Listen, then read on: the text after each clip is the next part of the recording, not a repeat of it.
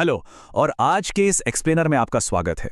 आज हम options trading के एक बहुत ही फंडामेंटल कॉन्सेप्ट को डिकोड करने वाले हैं, option buying versus option selling. हम इसके मैकेनिक्स को समझेंगे और वो भी एकदम रियल वर्ल्ड एग्जांपल्स के साथ, ताकि ये बिल्कुल क्लियर हो जाए कि आखिर मार्केट में पर्दे के पीछे क्या चल रहा है। चलिए सीधे शुरू करते हैं। पर देखिए, आगे बढ़ने से पहले एक बहुत जरूरी बात, ट्रेडिंग में ना रिस्क हमेशा हाई होता है।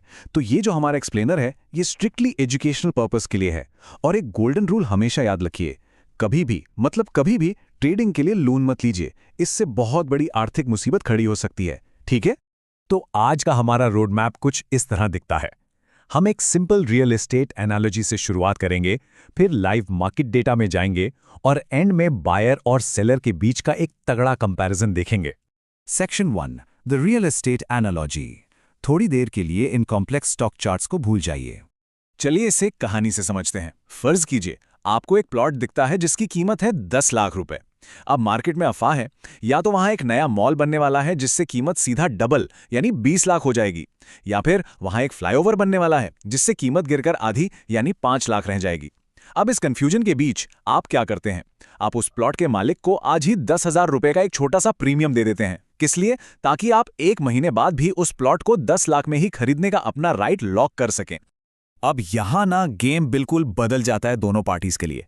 बायर के पास एक राइट आ गया है, मतलब अगर प्लॉट की कीमत गिर गई तो वो आराम से डील से पीछे हट सकता है। ज्यादा से ज्यादा क्या जाएगा? सिर्फ वो 10,000 का प्रीमियम। लेकिन सेलर के पास ऑब्लिगेशन है, यानी एक मजबूरी। उसने वो प्रीमियम पॉकेट कर लिया है, तो अब अगर प्लॉट की कीमत 20 लाख भी पहुंच जाए तो भी उसको वो प्लॉट 10 लाख में ही बेचना पड़ेगा। इन शॉर्ट, बायर के पास अधिकार है बिना किसी दायित्व के, और सेलर के पास सिर्फ दायित्व है। Section 2, live market option buying. चलिए जमीन वाले एग्जाम्पल से निकलकर असल स्टॉक मार्केट की दुनिया में आते हैं।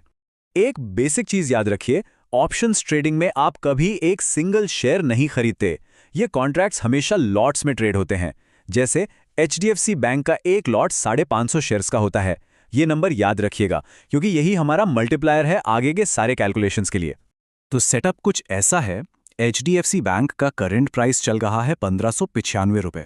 आपको लगता है कि प्राइस जल्दी ही 1650 को टच करेगा, तो आप क्या करेंगे?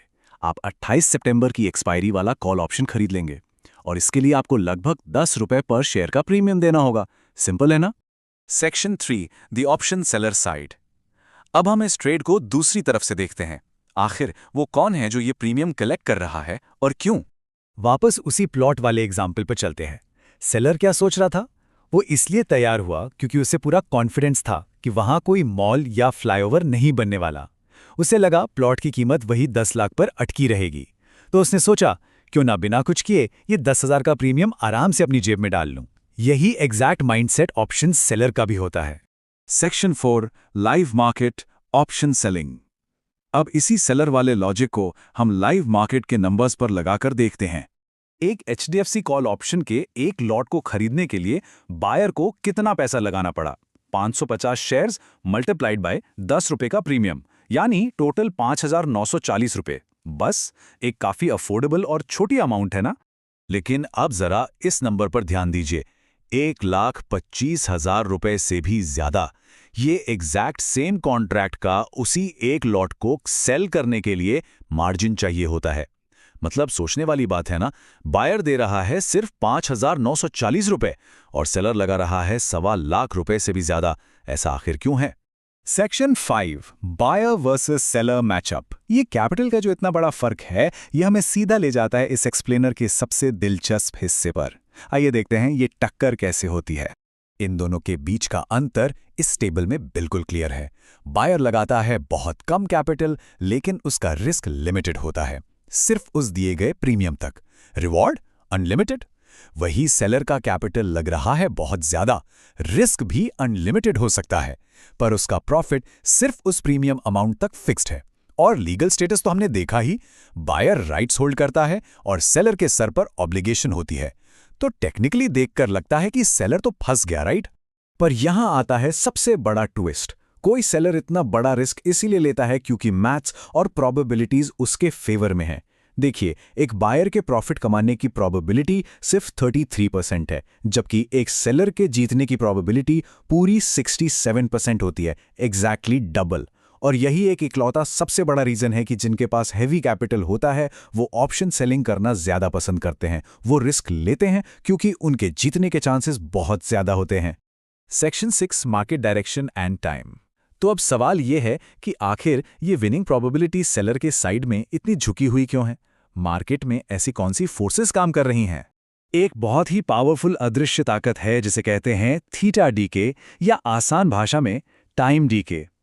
देखिए, जैसे जैसे एक्सपायरी डेट पास आती है, सिर्फ टाइम बीतने की वजह से ही उस ऑप्शन के प्रीमियम की वैल्यू धीरे धीरे कम होने लगती है।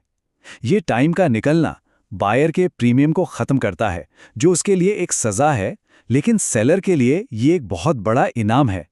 बिना मार्केट हिले ही सेलर उस गिरते हुए प्रीमियम से पैसा कमा लेता है। इसको मार्केट की 3 दिशाओं में रखकर समझते हैं। अगर मार्केट तेजी से ऊपर जाता है तो ऑफ कोर्स बायर जीतेगा, पर अगर मार्केट नीचे गया तो बायर अपना प्रीमियम खो देगा और सेलर जीत जाएगा। और अब सबसे मेन पॉइंट, अगर मार्केट साइडवेज चला गया, मतलब एक ही रेंज में अटका रहा, तब भी थीटा डीके की वजह से प्रीमियम की वैल्यू कम होती जाएगी, बायर को नुकसान होगा और सेलर फिर से जीत जाएगा। तो बेसिकली 3 में से 2 सिनारियोज में सेलर की ही जीत पक्की होती है। तो अब एक बड़ा सवाल, कैपिटल की ज़रूरतों और जीतने की संभावनाओं में इतने बड़े अंतर को देखने के बाद, जहां एक तरफ लो कैपिटल और अनलिमिटेड रिवॉर्ड है, तो दूसरी तरफ हाई कैपिटल और बहुत ज़्यादा विनिंग प्रोबेबिलिटी है, उपलब्ध संसाधनों और जोखिम लेने की क्षमता के हिसाब से कौन सी रणनीति आपके लिए सबसे बेहतर है? ये सोचने वाली बात है। ऐसे ही कॉम्प्लेक्स कॉन्सेप्ट्स को सिंपल तरीके से समझते रहिए और मार्केट की इस फैसिनेटिंग दुनिया को एक्सप्लोर करते रहिए।